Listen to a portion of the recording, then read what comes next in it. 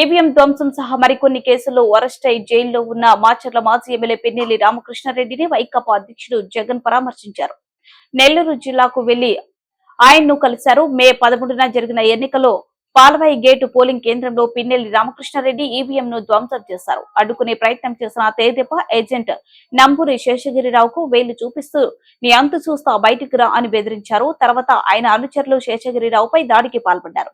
అక్కడే ప్రశ్నించబోయిన మరో మహిళ ఏం జాగ్రత్త అంటూ పిన్నెల్లి దుర్భాషలాడారు. పదుల సంఖ్యలో అనుచరులను వెంటబెట్టుకుని పోలింగ్ కేంద్రాల వద్ద హల్చల్ చేశారు. మరోవైపు డ్యూటీలో ఉన్న కారంపూడి సీఐపై దాడి చేశారు. వీటన్నిటికీ కూడా సీసీ కెమెరాలు, వీడియో ఫుటేజ్లు సాక్ష్యాధారాలుగా ఉన్నాయి. దీంతో పిన్నెల్లిపై 10 సెక్షన్ల కింద పోలీసులు కేసులు నమోదు చేశారు. కనీసం ఆయనకు 7 ఏళ్ల జైలు శిక్ష పడే అవకాశం ఉంది. అలాంటి వ్యక్తిని జగన్ జైలుకు వెళ్లి మరీ కలవడం చర్చనీయాంశమవుతుంది. పిన్నెల్లి రామకృష్ణారెడ్డి మీద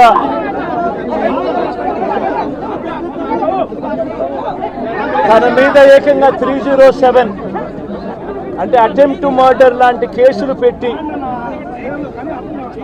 ఏ రకంగా అన్యాయంగా తనను జైల్లో నిర్బంధించడం జరుగుతూ ఉందో కూడా చూస్తూ ఉన్నాం.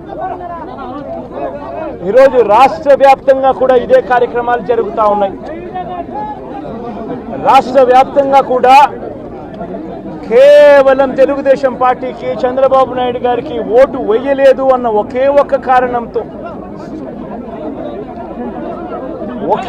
కారణంతో ఏకంగా ఆస్తులను ధ్వంసం చేస్తూ ఉన్నారు, దొంగ కేసులు పెడతా ఉన్నారు. వీళ్ళే కొడతారు, మళ్ళీ వీళ్ళే అటువైపున ఉన్న వారి మీద వాళ్ళు కొట్టారు అని చెప్పి కేసులు పెడతారు.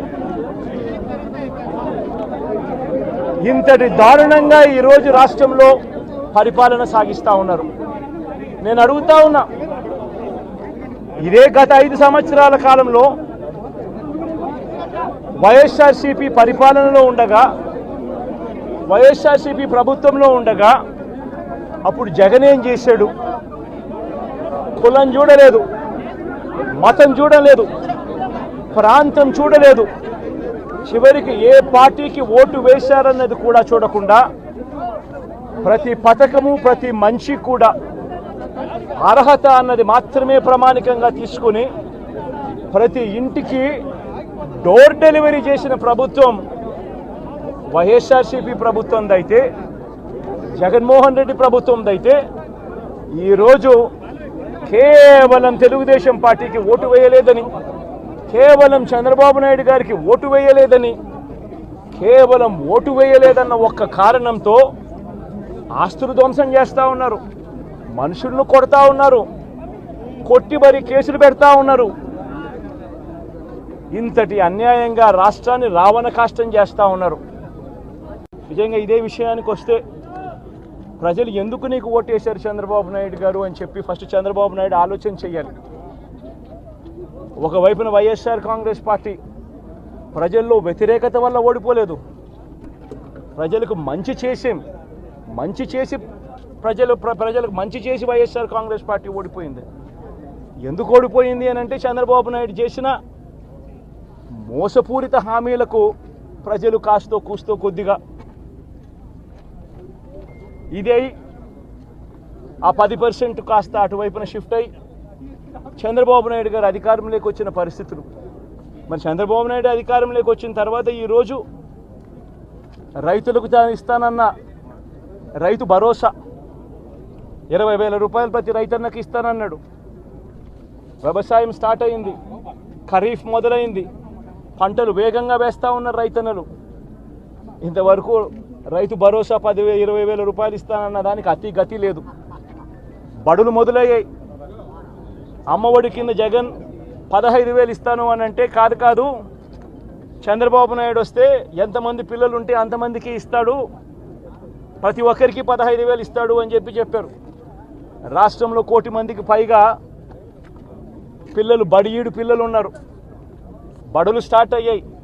ఆ ప్రతి తల్లి కూడా అడుగుతూ ఉంది, తల్లికి వందనం అని పేరు పెట్టావు, అమ్మఒడి అనే పథకాన్ని పేరు మార్చావు, మరి ఆ డబ్బులు ఏమైనాయని చెప్పి గవర్నెన్స్ మీద కాస్త ధ్యాస పెట్టి ఆ తల్లులకి డబ్బులు ఇచ్చే కార్యక్రమం చూడండి. రైతులకు ఇచ్చే రైతు భరోసా 20,000 ఇస్తామన్నారు. ఇచ్చే కార్యక్రమం చూడండి. ప్రతి అక్క చెల్లెమ్మకు 18 ఏళ్ళు పైబడిన ప్రతి అక్క చెల్లెమ్మకు ప్రతి ఒక్కరికి 1,500 రూపాయలు ఇస్తామని చెప్పారు. అంటే సంవత్సరానికి 18,000 రూపాయలు. రాష్ట్రంలో 4,12,00,000 మంది ఓటర్లు ఉండరని చెప్పి మొన్నలే లెక్కలు తేలాయి. అందులో దాదాపుగా 2,10,00,000 మంది మహిళా ఓటర్లే. అంటే అందరూ 18 సంవత్సరాలు నిండిన మహిళా ఓటర్లే.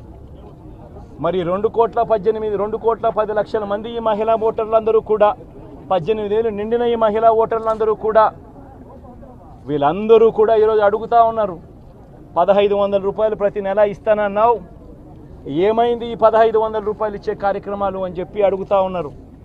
వాటి మీద ధ్యాస పెట్టే కార్యక్రమం చంద్రబాబు నాయుడు చేయాలి. ఇవేవి కూడా చేయకుండా కేవలం భయాందోళనలు క్రియేట్ చేయాలి, రాష్ట్రంలో రావణ కాష్టం సృష్టించాలి, దొంగ కేసులు పెట్టాలి, ఇరికించాలి, ఆస్తులను ధ్వంసం చేయాలి. వైఎస్ఆర్సీపీ అభిమానులైనా, వైఎస్ఆర్సీపీ కార్యకర్తలైనా, వైఎస్ఆర్సీపీకి ఓటు వేసిన వారైనా కూడా ఎవరిని కూడా ఉంచకూడదు అన్న దుర్మార్గపు ఆలోచనలతో అడుగులు ముందుకు వేయడం అతి హేయమైన రాజకీయం అని కూడా ఈ సందర్భంగా తెలియజేస్తుంది.